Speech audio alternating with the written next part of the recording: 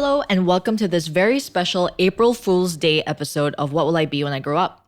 Our guest for today is someone whose face and voice you probably recognize, our very own Devina Sivagurunthan. If you haven't heard, Devina serves as the Executive Director of MABECS. Prior to this, she held positions as an international officer at the University of Warwick and SOAS, University of London, as well as the head of international recruitment at University of Arts London. Also a passionate and ferocious reader of nonfiction and fiction books, she is the co-founder of Sivagurunthan and Chua Literary Agency, Malaysia's first literary agency representing writers writing in English. Welcome, Devina. We're happy to have you in the hot seat today. Thank you very much. This feels weird.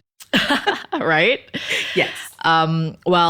We thought that it would be a nice change of pace for today, for like the spirit of April Fools, to sort of interview you for the change.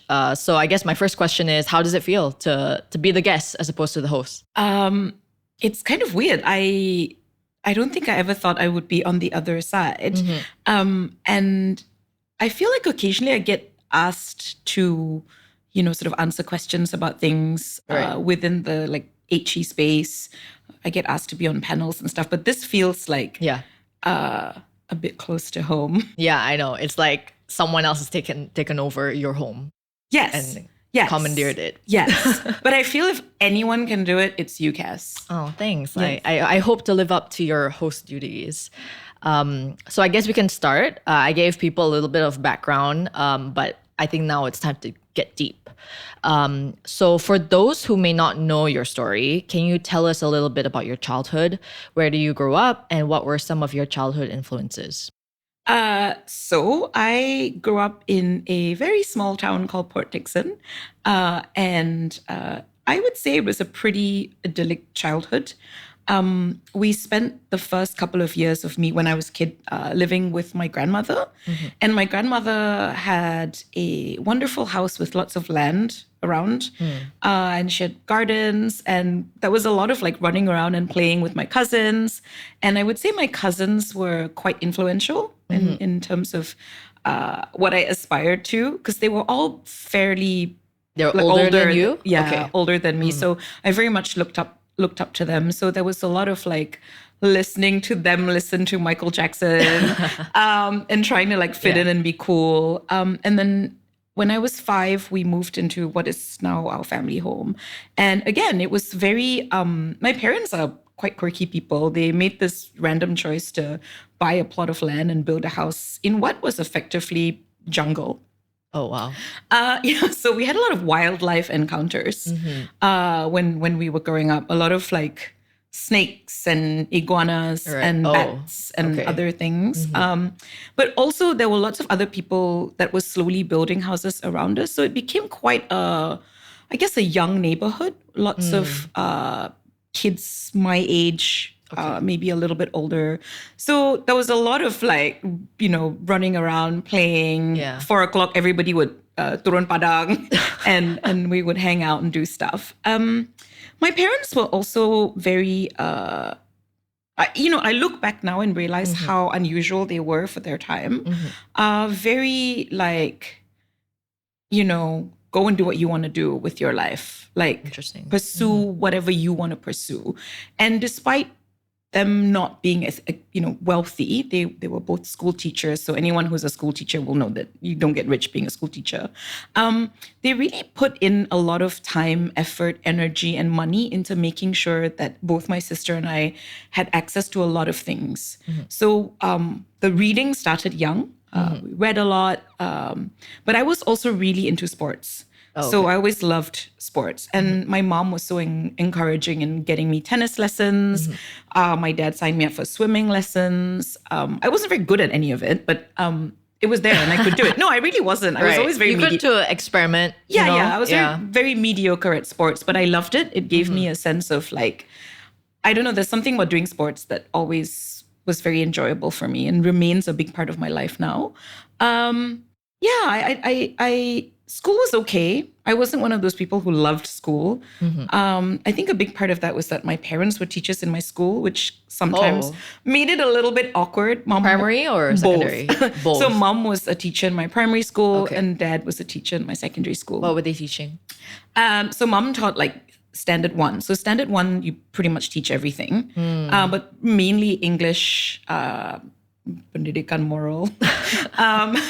And dad taught English literature, English and history, secondary. Yeah. Oh, okay. Yes. So when I was at school, by that point, he'd stopped teaching history. I think he was very much teaching English and English literature. Dad was one of those people who struggled with the transition from English to Malay. So when he started his career, the entire education system was in English. Oh, I see. And then when they introduced Malay language, Dad found it really hard to transition, I think. His Malay is still pretty appalling. My mom, on the other hand, really embraced it. And so that's another thing. Like, my mom was so clear about giving us opportunities from a young age. So she knew that if we started primary school without being proficient in Malay, it would be hard. So she made sure we started learning Bahasa when we were like 5 or 6. So that meant we were quite advanced by the time we got to year 1. So influences, I've talked a lot about this, but I feel like my parents were very influential. Yeah. They were pretty great. They opened a lot of doors. I had some great friends. I still am friends with some of them.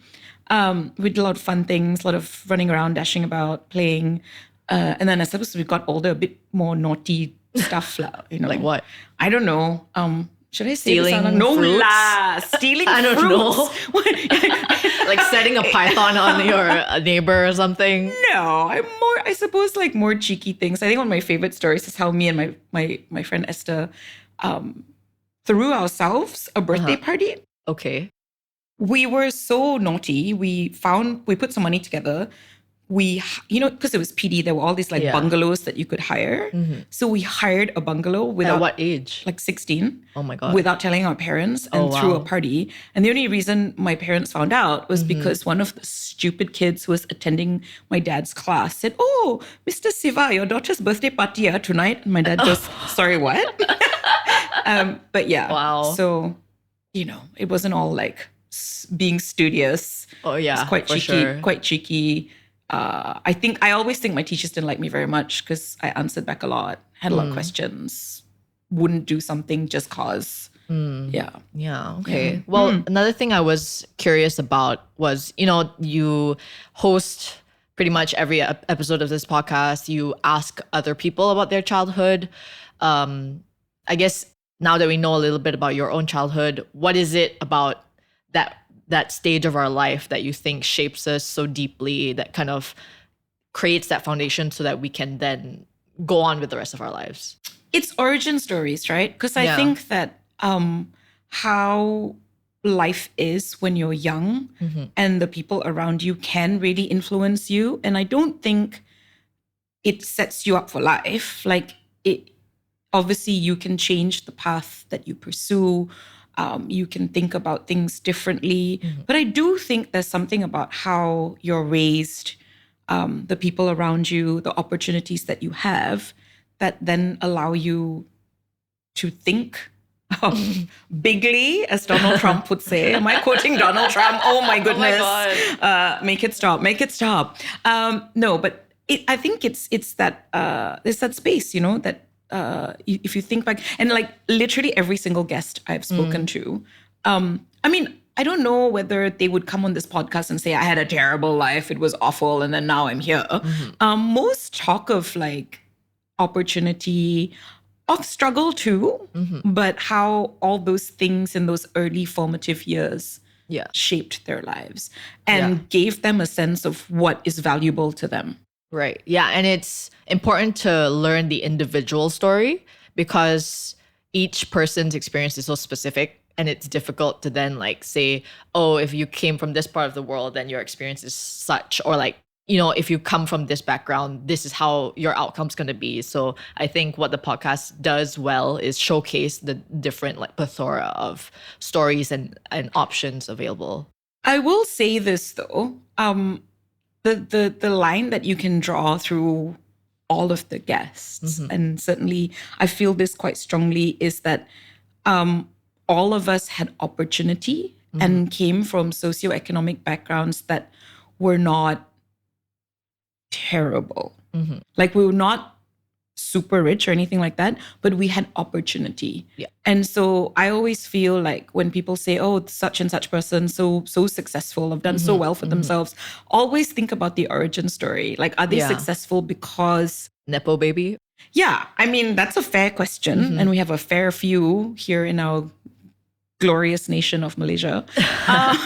But I think that it's also what you do with it, right? You can be a Nepo baby. Yeah. But what do you do with it? It's not your fault you were born into wealth, but it's also equally not your fault that you're born into poverty. So how do we find that balance, and how do we make sure that people are given opportunities to progress, and what you do with those opportunities? So I feel like the thread that I can draw through with all the people I've interviewed so far, it really is that sense of like looking back and going, oh, that was the pivotal moment where something changed, or someone opened a door, or something good happened. So what was that for you? Was it one moment? No, I think for me, it was a series of things. And also, I think when you're just living your life, you don't know that your mom is like, mainly I was thinking like, why is my mom so annoying, and why is she making me go for all these stupid classes that I don't want to do? But now I look back and go, damn, that was good. Yeah. I was blessed. I got to do all those things. So, but MABECS was a pivotal moment for me, but we can come back to that later. For sure. But MABECS was pivotal. Yeah, okay. Then let's maybe move on to your undergraduate times. I know that you studied law at the University of Manchester, right? Yes. Did you always want to do law? I think I had this vision in my head of what it meant to be a lawyer. And it was quite sexy. Yeah. And it was You like... get to... Yeah, where like... I don't know. I'm quite old, so at the time, I suppose in the 90s, when you were watching television, lawyers wore like, you know, pencil skirts and cute little tight skirts and high heels. Not that I would ever wear that now, but it was really like this idea. It was quite glamorous, the idea of being a lawyer. And also, I suppose I was very good at the humanities. Generally good at looking at big ideas. Right. Understanding them and being able to then communicate what those ideas are to others, provide my, opinion on things. And that's why I really loved sociology when I was doing my A-levels. And to be honest, I did consider studying sociology. But, it was Malaysia in 1997. And people What were are you going to do with that? Study sociology, then do what? So I didn't. I went to law school instead. And it was not bad by any stretch. Like it was okay. But then I started in the summer of like my first year, second year, I did a work placement and was like, this is really not for me. Like, what was it about that experience? The trouble with me is, and this has always been an issue, I cannot do something just cause.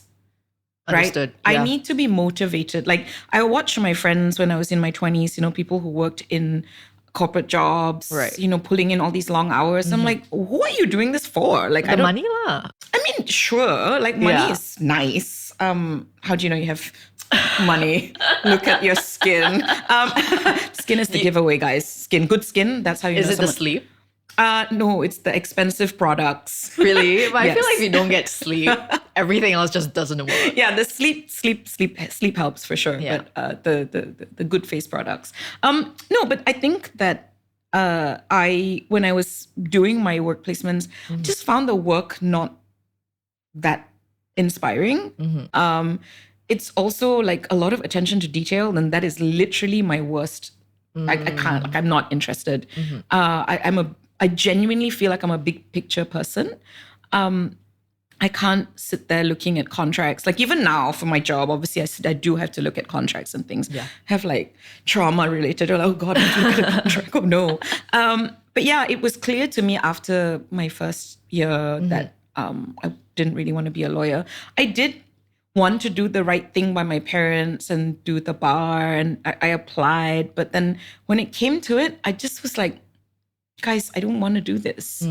My parents freaked out a little bit, bless them. But as any parent would. Yeah, absolutely. Yeah. Like, no, I don't like, but they always like, that's what I've always thought was great about my parents. They just kind of stood by me and my crazy ideas. So yeah, I just was like, no, thank you. I don't want to be a lawyer. And then what? Like, what do you do now? What do you do? So what did I do? What do you do after graduating? When I was a student, because we were poor and it was the Asian financial crisis, I had 3 part-time jobs to feed myself. What were they? Oh, I'm just curious. yeah, I'll tell you. One was to call people to remind them to donate blood.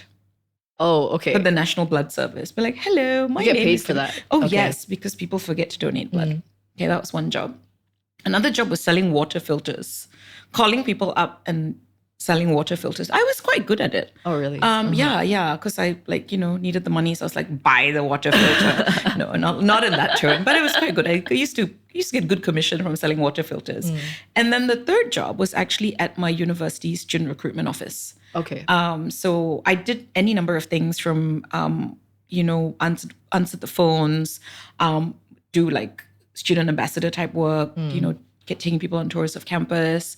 And that's when I first encountered like international office staff. And I'm like, oh, this is like a job where you can help people.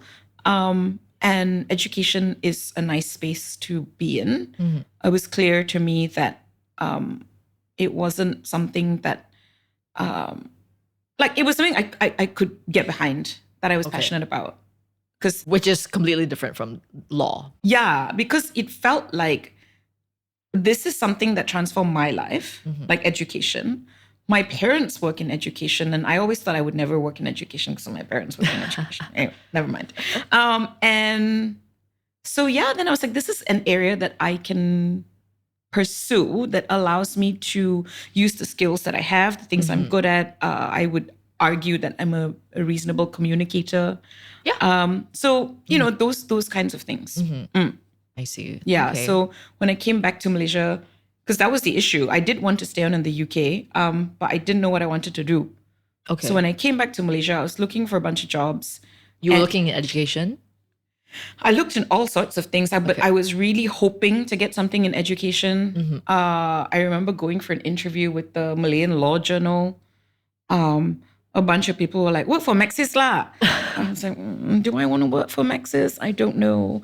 Probably not. It'd be really bad. Oh, the other one, Accenture. Everybody's like, God. you do great at Accenture.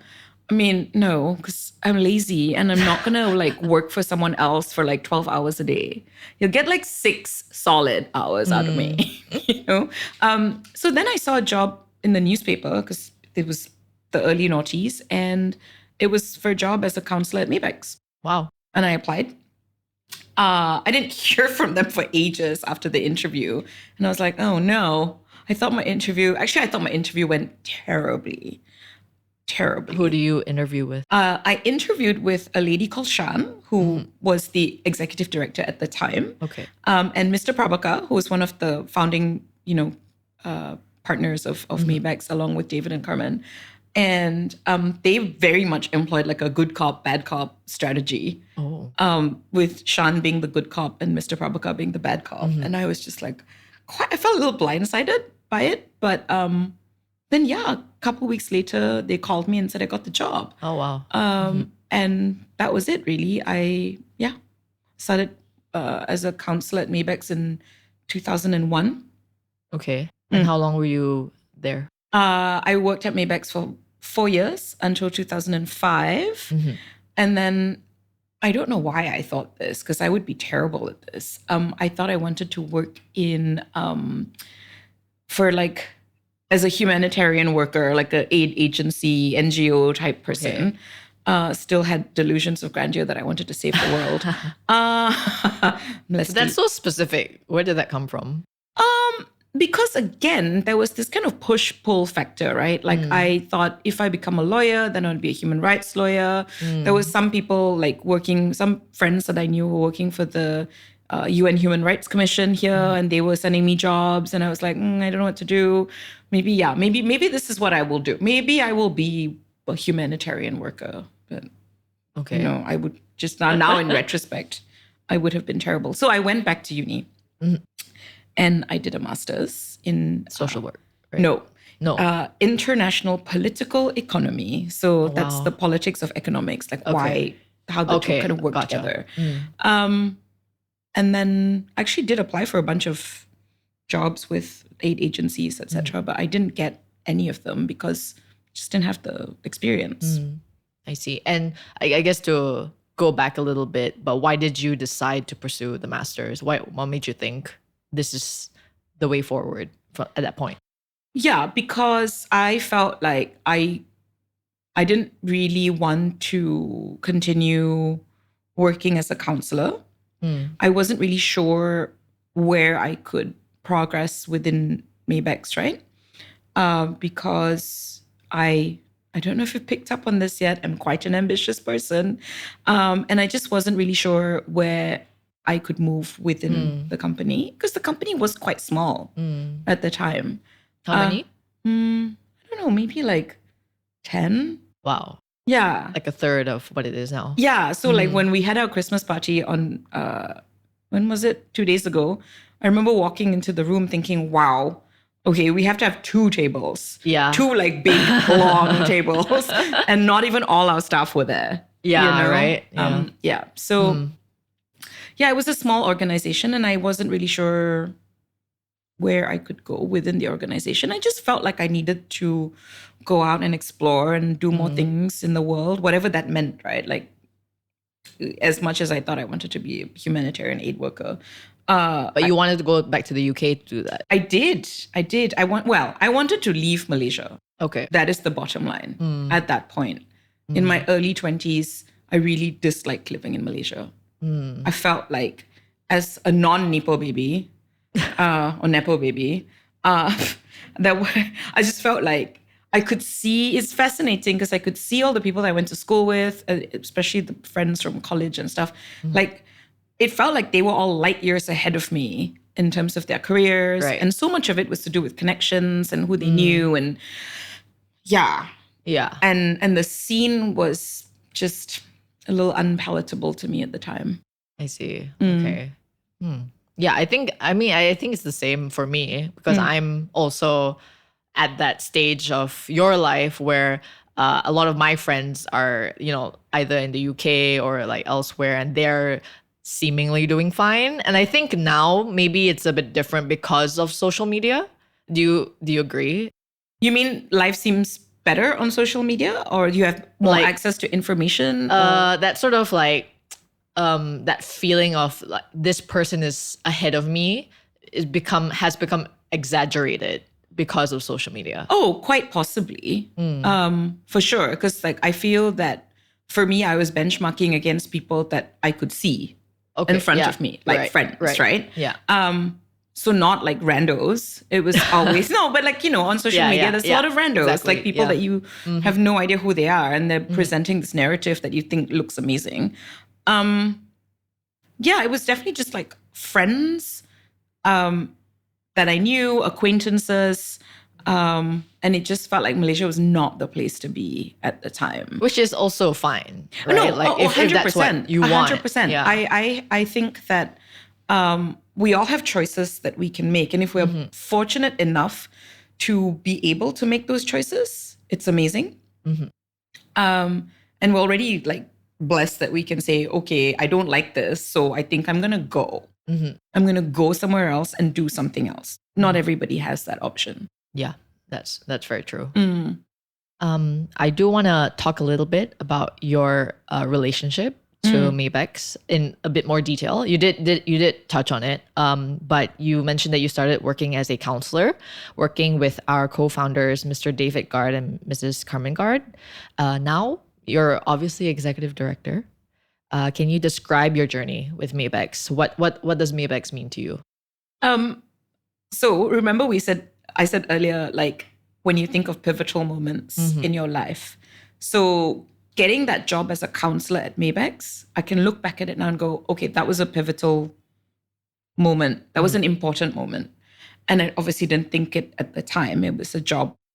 Like any other job. Yeah. Like the water filters. Not quite, because the thing that was... commission. Yeah, same.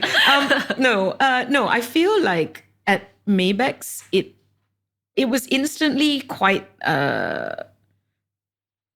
it felt like family from the start. And I remember, Satya, who is our colleague now, and Tila and Haibing, and all of us were there at the same time in the early noughties, starting off, right? Like we were in our 20s, we were trying new things. And everyone, I think apart from me, like I think everyone else had tried other jobs that they didn't like. And MABECS provided them with a space where the thing I've always liked about MABECS is you can work hard, but you can also have a life, which is very important. So I would look at my friends who were working like 12, 14-hour days, and I'd be like, okay, I think that is pretty radical for now. Yeah. I can't imagine how radical it was back then. It was pretty radical then. Like everyone around me was like, what? So you finish work at 5. I'm like, And then what do you do? Stop. Hard stop at 5 and then, I don't know, chill out, have a nice time, do fun things. And everybody else was working all hours that like God gave, right? So it was always a place where you could do your own thing. You could have a life, whatever that meant to you. So Pai Bing was in a band. I, did like all the sports I wanted to do, all the, I had time to read. I had time to just engage with the things that mattered to me, right? And it was the same for people who got married, had children. I felt like they were given the space to be parents, to nurture their kids, to spend the time with their children, because these things matter, right? Like, and so that for me was always something that I kept at the back of my mind. So the decision to leave MABECS when I did in 2005 had nothing to do with being unhappy with MABECS. It was to do with being uncertain if this was the path that I wanted to pursue. It was more to do with, I need to go out into the big bad world and see what's out there for me. In that time that I spent away, I never lost touch with David and Carmen because they live in Oxfordshire. In many, many ways, they were like surrogate grandparents to me. Oh, wow. So whenever like life felt like it was falling apart, I would be like, can I come visit? And I would just go and stay with them for the weekend. And I would feel utterly rejuvenated by the end of a weekend with them. I learned very rare. I know, like it's just so rare. I have so many relatives in the UK, but I never like felt comfortable to I would never that. kind of reach out to them and be like, I'm a bit sad. Can I come and stay with you? No, but David and Carmen always, like the door was always open. And I would have the best time with them. And it would be so like nourishing. And it feels like I always feel like I'm part of their family. I know all their kids, their grandkids. It just feels so important. Like it feels like an important relationship in my life. And so then that continued. I had a whole bunch of different jobs. I mean, you've obviously reeled out all my different jobs that I did when I was in the UK. But I suppose, and also actually, I don't think I ever thought I would come back to Malaysia. I didn't. I had a very nice life in London. It wasn't that there was no kind of, nothing terrible was happening that made me want to leave in my personal life. But then the UK became somewhere I didn't want to live in anymore. Right. Yeah. So you decided to come back. Yeah. Yes. And at the same time, things were changing at MABECS too, and they needed a new executive director. Right. And that's where you stepped in. Yeah. Yeah. It was a very unexpected thing. And I was fully prepared to come back to Malaysia and be a bum for a while. But no, you're going to go back to the grind. Yeah. I think I had maybe like a month between jobs, maybe 2 months at the most. And then I started in this role. I see. And obviously you're still the executive director. Were there any lessons that you took from David and Carmen that you took and try to perpetuate on at MABECS today? I think for me, it's that warmth, the care for other people. yeah, I think they're just like super generous. Yeah, David and Carmen are so generous. I've only met like Carmen on a video call. I haven't met David, obviously. But there just seems to be like a strong sense of mentorship that they gave to you, and then you in turn have given to a lot of us today. Yeah, I mean, Yeah. that's the thing that you want, right? Like if you think about an organization that is successful, it goes it has to be rooted in a good culture, you know? And I hate like this term corporate culture, because like I don't think we're very corporate, although I mean like look around us, but fine.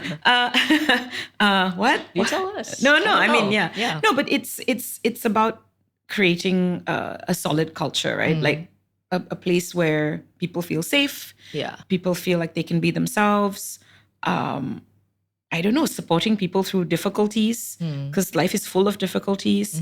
And like I said, just not making everything about work or money. Okay, I think we should pivot a little bit. So, on top of being executive director at MABECS, you're also the co-founder of Siva Gurunathan and Chua Literary Agency. Can you tell us a bit about that? Yeah, gosh. I mean, I still sometimes can't quite believe that my business partner, Rosalind Chua, convinced me to do this. So, as you mentioned at the beginning, and as I've talked about too, I've always loved to read. Like my parents encouraged me from a very young age. I have a father who is a now retired English literature teacher, so a lot of reading happened. And my sister writes, you know. And I remember when we were both in our 20s, she said, "Oh, you know, Akka, I think you should become a literary agent because you talk a lot of nonsense and drink a lot of wine," which apparently are the two prerequisites. Checks out. Checks out. Yeah. Yes. Tracks. Anyway, so when I lived in London, Roz used to come. Roz is my business partner. Used to come for London Book Fair and stayed at my flat. And she was like, "Oh, wow, a lot of books, are you?" I'm like, "Do you not see me as an intellectual? Where's books?" My party girl lifestyle probably makes people think I'm basic.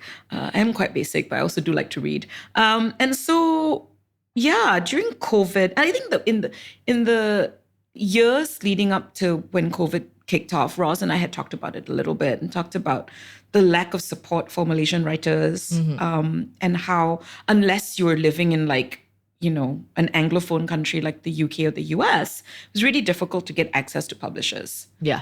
And Roz had been to London Book Fair a few times as a publisher and struggled to, I guess, have real conversations with other publishers. Yeah. So COVID, you know, you're stuck in your house. What are you going to do? Set up a literary agency. Let's add one more thing to add to my plate. Let's add more things to my plate. So we set it up. And, you know, I think there was quite a lot of excitement simply because it didn't exist before. Right. And it took us a while to kind of get it going. And I would say really the last 2 years, a lot of it has been building our, you know, kind of portfolio of writers. Also getting publishers in the UK and the US to have a bit more awareness of who we are, what we're trying to do. Where Malaysia is. Yeah, where Malaysia is. It's right above Singapore. Yeah. But the last 2 years have been super interesting. I think that in doing this other thing, it also helps me with my day job at MABECS, right? Interesting. I feel like it's kind of opened my mind to different ways of thinking, of running a business, because I inherited a business that was quite successful. I mean, I don't own MABECS, but you know what I mean? I inherited the whole business when it was, you know, in a pretty good place. But then in setting up the literary agency, we had to do it from scratch, right? There's nothing to hold on to. Yeah. You're just starting off. Like it genuinely required some entrepreneurial skills, thoughts, etc. You're a startup founder. Oh my God. No. That's all those I feel VCs. Oh yeah. I know, please. It makes me don't equate me to like basic white guys. So I got a tech startup. Silicon Valley. Yeah, no thanks. No. This is different. This is better. So yeah, I think having to think creatively about how to run the literary agency, and then sort of bringing some of those thoughts and ideas to how we run MABECS. I think it's helped me be more creative, and thinking bigger picture more and more. Which sometimes can get exhausting, but valuable. Yeah. That's why we decided to set it up to help support Malaysian writers. We don't think we're ever going to make any money out of it, but that's fine. Never say never. No, I don't know. Please, one of my writers, if you're listening, go and win me a Booker Prize. Thanks. Yeah. So that I can, least you can do. sail. Yeah, at least the least you can do so that I can sail off into the sunset. That's what that's all about. It's been interesting 2 years. First, kind of big project I worked on was a book with Dina Zaman called Malayland, which has just been published. We're in our second print now, which is exciting. Oh, wow. Yes, Congratulations. Very good. Yes. So interesting to work with colleagues across the border in Singapore. So the publishers are Singaporean. It's been an interesting journey. I'd like to keep it going, and I'd like to find a way to continue to run both businesses successfully. Yeah, I think that's a key takeaway, because books have been your passion for your entire life, and you can still manage to do that on top of your day job. So I think it is possible for people to kind of realize that a job can be a job, and then like what you love can also be on the side and also be just as valuable as everything else in your life. Yeah, I mean, if you think about our team, right? There's people in there who are musicians. There's people in there who make art on the side. Sorry, guys, I'm waving at Kim, who just made me a beautiful painting, which I will put up in my house later. Once it's dry. Yeah, once it's dry. And just, I think this, you yourself, Cass, like you do a bunch of stuff on the side with your editing work. Yeah. And I think that in encouraging people to spend time pursuing what they love, I think that brings a very positive energy to the office, to your day job. Like, if you're happy, you're going to be happy at work too. Yeah. And you are happy when you're pursuing the things you care about. Yeah. So true. Yeah. So true, bestie. Is that like a Gen Z thing? So true, bestie. Okay. I'm going to keep it. So true, bestie. Sure. Yes. Okay. Okay. So I think this will be my last question for the day. Do you have any advice for young people who are considering what they will be when they grow up? Yes, I think I do. I think, asterisk. Yeah.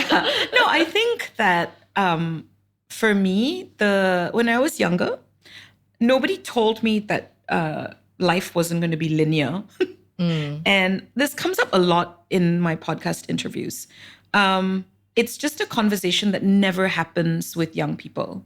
So you think like, okay, I go to school, I go to university, I get a job, I get married, I have 2.5 children, a dog and a cat. And a white picket fence. If you're in America, or here in Malaysia, a fancy condo, I don't know, whatever it is your dreams are. And then what? Right? Like, truth be told, it's harder to do life if you're not ready for the pitfalls. If you're not ready for the fact that, like, can I say this? I'll say it like, shit happens. You know? That's our one shit allowed. Oh, never mind. Two. No, but it's are we going to have to mark this as E for Spotify? Maybe. We'll have to check. But the fact that you got to be prepared for the truth that things don't always work out the way you think it's going to work out. And that's okay. And in some ways, in it not working out the way you imagined, it can be glorious and wonderful and open like a whole bunch of different doors. Right? Yeah.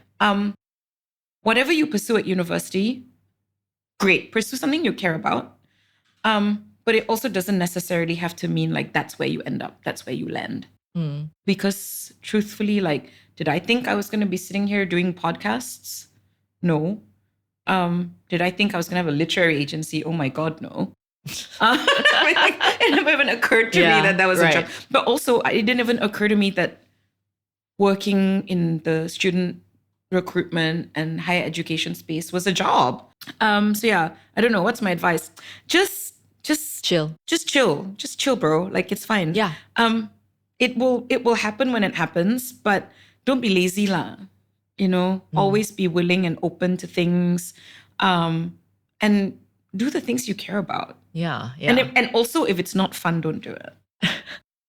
Very nice. Yeah, don't do it. Yeah. It's not fun. I think that's super true. Yeah. Great. Yeah. That's really helpful. Thank you, Devina. Before we go, There's more, guys. There's more. yeah, sorry. The one last thing I want to do, and I think it's really fun, Okay. is a rapid fire round. She's Okay. not provided me with the questions. So I'm going to ask you a list of 5 questions. Okay. All right. Okay. And the key is to answer quick, whatever pops into your head. ready? That could go terribly wrong, but let's try. I haven't given the questions to Devina, by the way. Yeah, She's blindsided, right? Okay, yeah, I'm ready. All right. Okay. Okay, go. Okay. Question 1. How do you make friends so easily? I think it's because I'm curious. Okay. I'm always very No. kepo. Kepo. Okay. Rapid fire. We're going. Okay. Second question. Describe Malaysia in 1 word. Tanah air, kampung. I love it. Number 3, is a hot dog a sandwich? No. Number 4, biggest pet peeve. People who have met you before, and then when they meet you again, they pretend they don't know you. Oh, wow. Okay. Hate that. Everyone take note.